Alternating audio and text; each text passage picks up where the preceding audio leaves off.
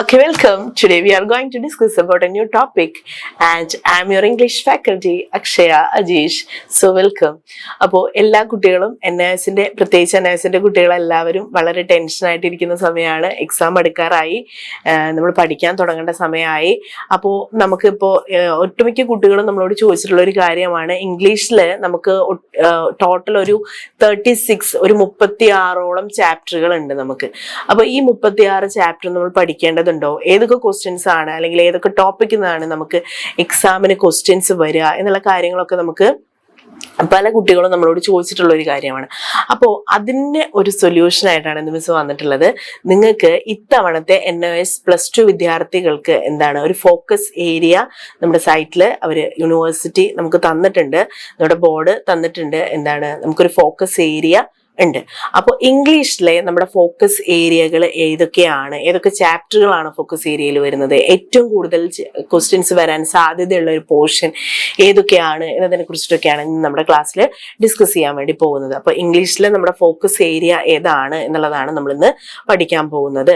So നമുക്ക് 36 ചാപ്റ്ററുകൾ, total നമുക്ക് 36 lessons ആണ് നമുക്ക് തന്നിട്ടുള്ളത്. ടോട്ടൽ നമ്മുടെ ടെക്സ്റ്റ് ഉള്ളത് നമ്മുടെ പാർട്ട് 2 കൂടെ കൂട്ടിയിട്ടുള്ളത് കേട്ടോ, ഓപ്ഷണൽ മൊഡ്യൂൾസും കൂടെ കൂട്ടിയിട്ട് നമുക്ക് എന്താണ് 36 ചാപ്റ്ററുകൾ നമുക്ക് ടോട്ടൽ നമുക്ക് പഠിക്കാനുണ്ട്.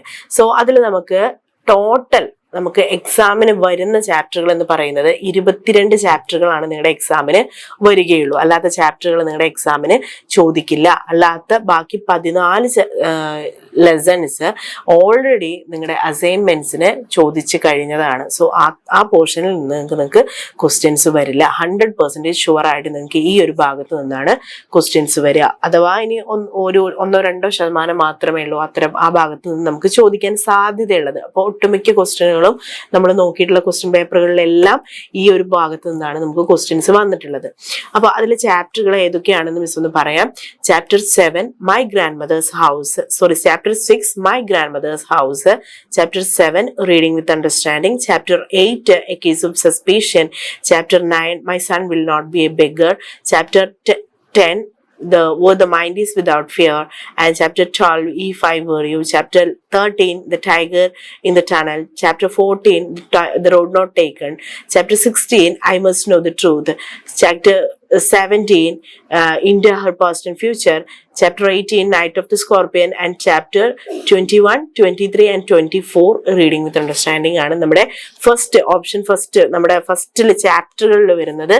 ഇത്രയും ചാപ്റ്ററുകൾ മാത്രമാണ് നമ്മുടെ ചാപ്റ്റർ ബേസ്ഡ് ആയിട്ടുള്ള കാര്യങ്ങളിൽ ചോദിക്കുന്നത്. ഇനി ഓപ്ഷണൽ മൊഡ്യൂളിൽ chapter 26A, chapter 26B receptionist, ഈ റിസപ്ഷനിസ്റ്റ് എന്ന് പറയുന്ന ഈ ഒരു പോർഷനിൽ നിന്ന് ഒട്ടുമിക്ക ക്വസ്റ്റ്യൻ പേപ്പറുകളിൽ നിന്നും ഏറ്റവും കൂടുതൽ ഓപ്ഷണൽ മൊഡ്യൂളിൽ ക്വസ്റ്റ്യൻ ചോദിച്ചിട്ടുള്ളത് റിസപ്ഷനിസ്റ്റ് ആണ്.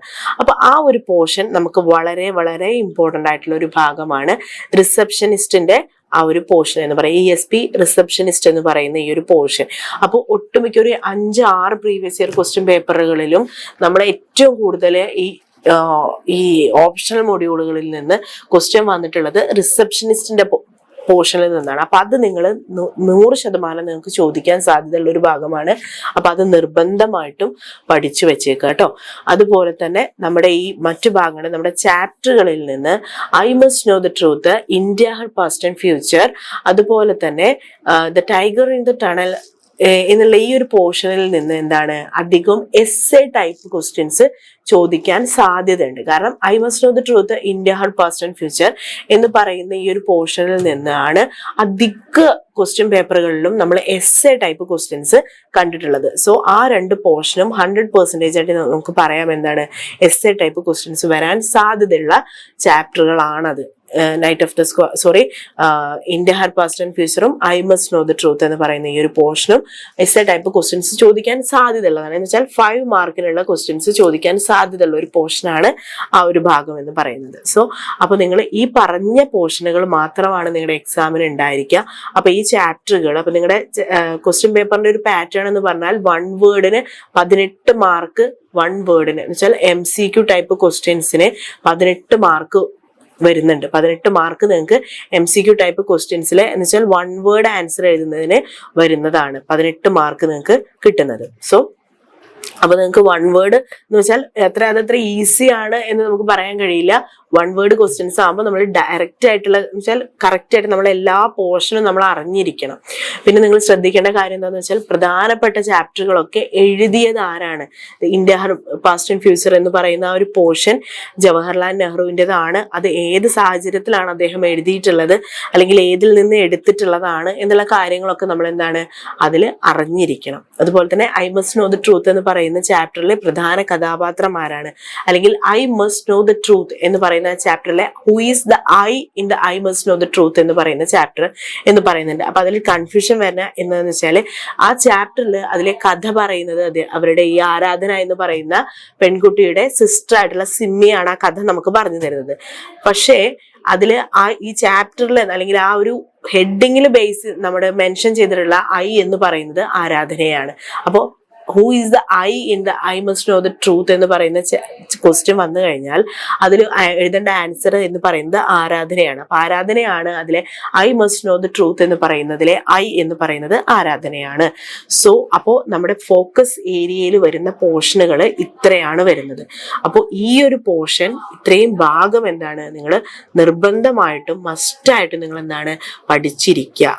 എങ്കിൽ മാത്രമാണ് നിങ്ങൾക്ക് എന്താണ് ആ ഒരു നമ്മുടെ ക്വസ്റ്റ്യൻ പേപ്പറിൽ വരുന്ന ക്വസ്റ്റ്യൻസിനെ ഈസി ആയിട്ട് നിങ്ങൾക്ക് ഈ ഒരു പോർഷൻ പഠിച്ചു കഴിഞ്ഞാൽ ഈസി ആയിട്ട് ക്വസ്റ്റ്യൻ പേപ്പർ നമുക്ക് ക്രാക്ക് ചെയ്യാൻ കഴിയുന്നതേ ഉള്ളൂ. കാരണം അത്രയും ഈസി ആയിട്ടുള്ളൊരു മെത്തേഡ്. കാരണം ഈ ഒരു ഫോക്കസ് ഏരിയ എന്നൊക്കെ പറഞ്ഞിട്ടുണ്ടെന്നുണ്ടെങ്കിൽ അത്രയും സിമ്പിൾ ആയിട്ടുള്ള കാര്യമാണ്. കാരണം നമുക്ക് ഈ 36 ചാപ്റ്റർ വരുന്നതിൽ ആകെ 22 ചാപ്റ്റേഴ്സ് പഠിച്ചാൽ മതി. ഓക്കെ, അപ്പൊ അത് കറക്റ്റ് ആയിട്ട് നോക്കി വെക്കുക. ഇത്രയും പോർഷനാണ് അപ്പൊ നിങ്ങളുടെ ഇംഗ്ലീഷിൽ നിങ്ങളുടെ ഫോക്കസ് ഏരിയയിൽ വരുന്ന പോർഷനുകൾ.